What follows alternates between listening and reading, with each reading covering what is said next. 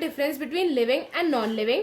फिर हमने कुछ फीचर्स देखे थे जो कि डिफाइनिंग और कैरेक्टरिस्टिक थे, फिर हमने उन्हें डिटेल में देखा था।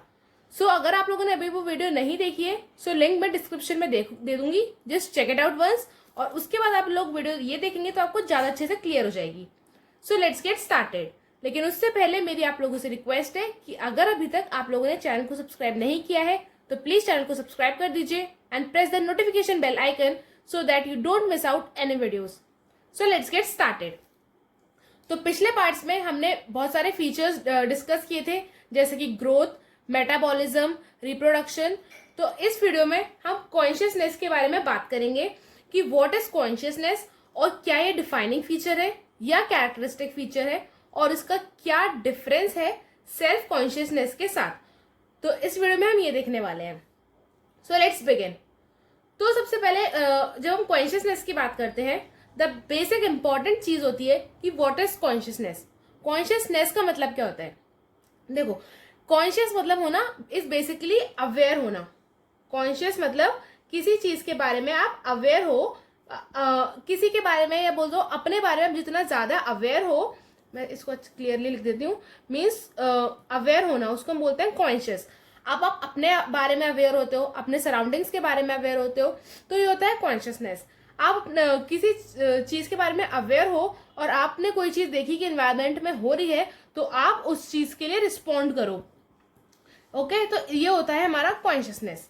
अब प्लांट्स भी कॉन्शियस होते हैं और एनिमल्स भी होते हैं, इंक्लूडिंग ह्यूमंस। ठीक है, तो ऐसा नहीं है खाली हम ही है, हर कोई कॉन्शियस होता है। फ्रॉम द प्रोकैरियोटिक, जो छोटे से छोटा बैक्टीरिया होता है, उससे लेके कोई बहुत बड़ा जायंट ऑर्गेनिज्म है, हर कोई कॉन्शियस होता है। हर कोई अवेयर होता है कि उसके आसपास में क्या हो रहा है, या उसको क्या खाना है, या उसे कौन खा सकता है, तो उसे किससे बचना है, उसको किस तरीके से रिस्पॉन्ड करना है, तो ये हर कोई जानता है। फ्रॉम द प्रोकैरियोटिक, एक छोटा सा बैक्टीरिया है, उससे लेके कोई बहुत बड़ा एनिमल है, ये हर कोई जानता है। ठीक है, तो ये होता है कॉन्शियसनेस। प्लांट्स भी होते हैं और एनिमल्स भी होते हैं। अब क्या होता है, प्लांट्स अपनी तरीके से होते हैं और एनिमल्स अपनी तरीके से होते हैं। तो जब आपने एनवायरनमेंट को सेंस किया और फिर आपने उस चीज के लिए रिस्पॉन्स दिया, वो होता है हमारा कॉन्शियसनेस। अब जब आप जिस चीज के लिए रिस्पॉन्स दे रहे हो, जैसे सपोज करो आपके पास कोई एक्शन हुआ, तभी आप उस चीज को रिस्पॉन्ड करोगे, तभी आप उसका रिएक्शन दोगे, और उस रिएक्शन को हम कहते हैं रिस्पॉन्स देना। ठीक है, अब ये जो एक्शन होता है, मतलब जैसे अगर सपोज करो आपको भूख लगी, तो आपका ये क्या था, एक्शन था। आपने रिएक्शन के लिए आपने खाना खाया, तो वो क्या होगा, आपका रिएक्शन। ठीक है, तो ये जो एक्शन है इसको हम साइंटिफिक वर्ड में क्या बोलते हैं, स्टिमुलस। इसको हम साइंटिफिक लैंग्वेज में बोलते हैं स्टिमुलस। स्टिमुलस मतलब कोई एक्शन हुआ।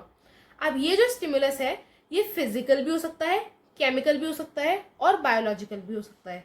मतलब हमारी बॉडी में कोई केमिकल्स की वजह से भी हो सकता है, या कोई बायोलॉजी की वजह से भी हो सकता है, या फिर कोई बाहर से आके किसी ने आपको, जैसे सपोज करो किसी ने आपको थप्पड़ मारा, ठीक है, तो वो था फिजिकल स्टिमुलस। अब आप बदले में उसको क्या करते हो, थप्पड़ मारते हो या जो भी आप करते हो, तो वो आपका हो जाता है कि आपने किस तरीके से उसको रिस्पॉन्ड दिया। जो आपको रिएक्शन होगा उसको हम कहेंगे रिस्पॉन्स। ओके, अब ये प्लांट्स और एनिमल्स में अलग अलग तरीके से होता है। ठीक है, प्लांट्स अपने तरीके से रिस्पॉन्ड करते हैं और एनिमल्स अपने तरीके से रिस्पॉन्ड करते हैं। तो फोटो पीरियड मतलब, फोटो मीन्स लाइट, पीरियड मतलब टाइम। तो जो लाइट आने का टाइम होता है, मतलब जो सीजन्स होते हैं या फिर जो डे और नाइट होते हैं, वो काफी सारे प्लांट्स को अफेक्ट करता है, काफी सारे एनिमल्स को अफेक्ट करता है, और प्लांट्स और एनिमल्स इस लाइट के हिसाब से अपनी एक्टिविटीज को रेगुलेट करते हैं। बहुत सारे प्लांट्स होते हैं जो सिर्फ समर्स में उगते हैं, या बहुत सारे होते हैं जो सिर्फ विंटर में ग्रो करते हैं, तो ये लाइट की वजह से ही है। तो जो लाइट का पीरियड होता है, इससे प्लांट्स और एनिमल्स की बहुत सारी एक्टिविटी क्या कहते हैं, इफेक्ट करती हैं। तो इसी का मतलब है कि photo period effects reproduction in seasonal breeders, और ये रिप्रोडक्शन को भी इफेक्ट करता है, किसमें, इन seasonal breeders. Example dogs, cats, बहुत सारे एग्जाम्पल्स इसके हो सकते हैं हमारे। ठीक है, तो ये सब था कि बेसिकली कॉन्शियसनेस के बारे में हमने देखा था कि हर कोई ऑर्गेनिज्म, प्रोकैरियोटिक बैक्टीरिया से लेके बड़े से बड़ा ऑर्गेनिज्म कॉन्शियस होता है, वो अवेयर होता है। उसके पास कोई अगर एक्शन होता है तो वो उसका रिएक्शन देता है। एक्शन को हम स्टिमुलस बोलते हैं और रिएक्शन को हम रिस्पॉन्ड करना बोलते हैं। अब ये स्टिमुलस फिजिकल, केमिकल, बायोलॉजिकल किसी भी टाइप का हो सकता है, फिर उसी हिसाब से जो एनिमल होता है वो रिस्पॉन्ड करता है। ठीक है, प्लांट्स और एनिमल्स अपने अपने तरीके से रिस्पॉन्ड करते हैं। ये हमने देख लिया, एनिमल्स का एग्जाम्पल देख लिया। अब हम प्लांट्स का देखते हैं। देखो, सपोज क्या करो कि जैसे कोई बहुत, आप डेजर्ट वाले एरिया में गए हो, ठीक है, जहाँ पे बहुत ज़्यादा गर्मी है। ठीक है, अब वहाँ के जो प्लांट्स होते हैं, वहाँ के प्लांट्स में आप लोगों ने देखा होगा कि ज़्यादातर पत्तियाँ जो होती हैं बहुत कम होती हैं, और वहाँ पे क्या होते हैं, स्पाइन्स होते हैं, वो जो कांटे जैसे होते हैं ना, जैसे कैक्टस में कांटे देखे होंगे आप लोगों ने। तो ये क्यों होते हैं? अगर पत्ती होगी, सपोज करो वहाँ की जो प्लांट्स हैं उनमें लीफ होगी, तो लीफ का जो सरफेस एरिया होता है वो ज़्यादा होता है। तो ज़्यादा सरफेस एरिया होने की वजह से ज़्यादा इवेपोरेट करेगा पानी, तो जब ट्रांसपिरेशन ज़्यादा होगा तो पानी, जो वाटर की कमी हो जाएगी प्लांट के अंदर। अब डेजर्ट में इतना पानी तो है नहीं कि वो वेस्ट कर सके इस तरीके से, इसलिए क्या करते हैं वहाँ पे वो स्पाइन्स बनाते हैं। ठीक है, या फिर कुछ प्लांट्स में थॉर्न्स भी होते हैं, कांटे होते हैं, जिससे कि कोई एनिमल उनको ना खा ले। तो ये अलग अलग तरीके से रिस्पॉन्ड करते हैं प्लांट्स भी एनवायरनमेंट में। ठीक है, इसका मतलब था कॉन्शियसनेस। ठीक है, अब क्योंकि छोटे से छोटा बैक्टीरिया से लेके बड़े ऑर्गेनिज्म तक हर कोई कॉन्शियस है, हर कोई अवेयर है अपनी बारे में, अपने एनवायरनमेंट के बारे में, तो कॉन्शियसनेस कैसा फीचर हो गया? देयरफॉर कॉन्शियसनेस हमारा कैसा फीचर हो गया?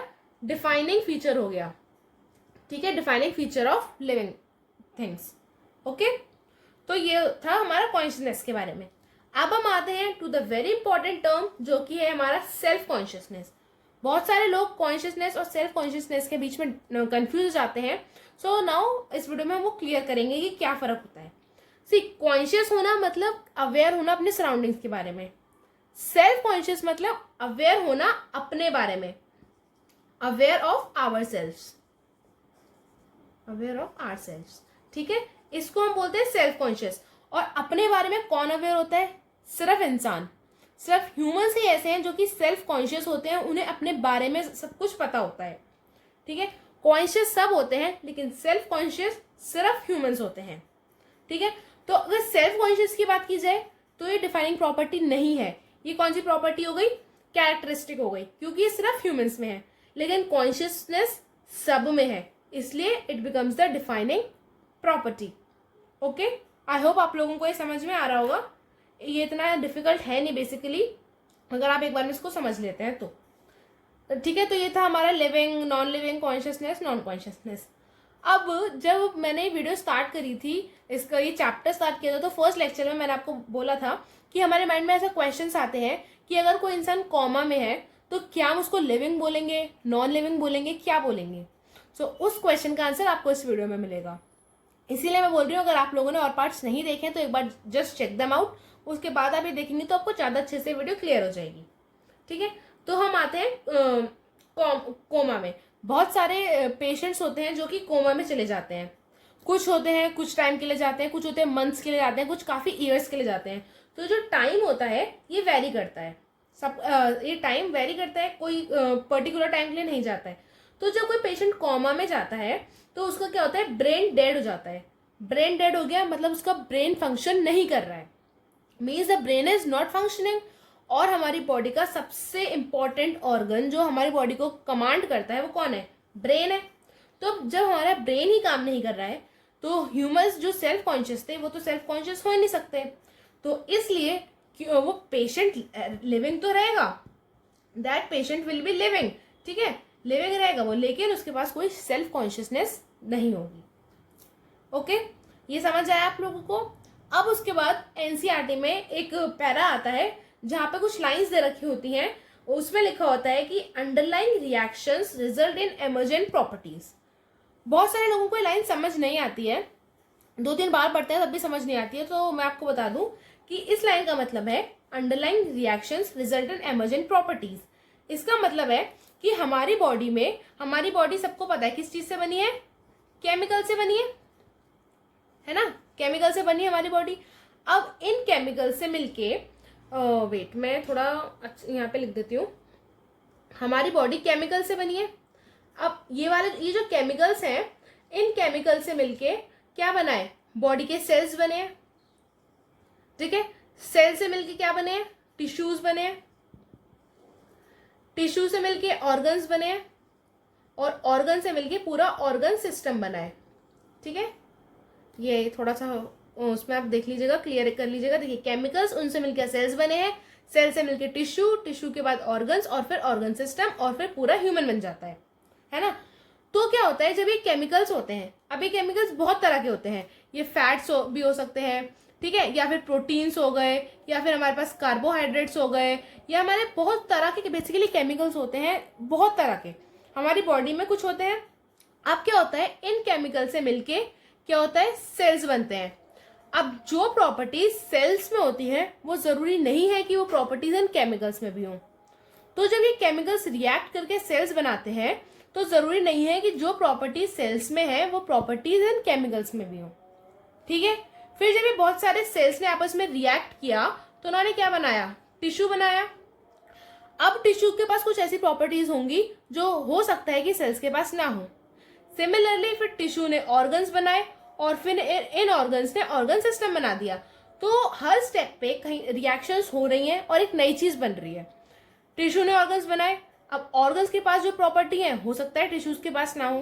फिर ऑर्गन सिस्टम बना तो इसके पास जो प्रॉपर्टीज है वो ऑर्गन्स के पास ना हो। तो कहने का मतलब है कि रिएक्शंस होती रहती हैं और नई नई चीजें बनती हैं। तो इट इज नॉट कंपल्सरी कि जो प्रॉपर्टीज एक चीज में है वो उसके पिछले वाली चीज में भी हो, ठीक है। तो इस लाइन का यही मतलब है कि अंडरलाइन रिएक्शंस, मतलब जो इतनी सारी हमारी बॉडी के अंदर रिएक्शंस होती हैं उनसे एक एमर्जेंट प्रॉपर्टीज, एक नई तरह की प्रॉपर्टीज भी निकलती हैं जो कि जरूरी नहीं है कि प्रीवियस वाले उसमें भी हों। आई होप आपको इस लाइन का मतलब समझ आ गया होगा कि जो हमारी बॉडी में बहुत सारी रिएक्शंस होती हैं और उन रिएक्शन से कभी कभी कोई ऐसी चीज भी बन जाती है जिसकी प्रॉपर्टीज एकदम अलग तरीके से एमर्ज होके आती हैं, मतलब निकल के आती हैं, और वो प्रॉपर्टीज जरूरी नहीं है कि पिछले वाले उसमें भी हों, ठीक है। तो इस लाइन का ये मतलब था। अब इसके बाद हमारे पास एक लाइन आती है उसमें एक और, कि living organisms are self replicating, evolving, self regulating and they respond. इस लाइन का मैं आपको मतलब बता देती हूँ, okay. So let me clear the board थोड़ा सा, जिससे आप लोगों को अच्छे से समझ में आ जाए, ठीक है। Now I will explain you all. और अगर आप लोगों को कहीं भी कोई भी डाउट लगता है जो आपको नहीं समझ आता है तो you can ask me in the comment section below, ठीक है। अब ये क्या लाइन बोलती है, living organisms are self replicating, मतलब वो खुद से रेप्लिकेट करते हैं, ठीक है, खुद से रेप्लिकेट करके अपनी they make their own progeny.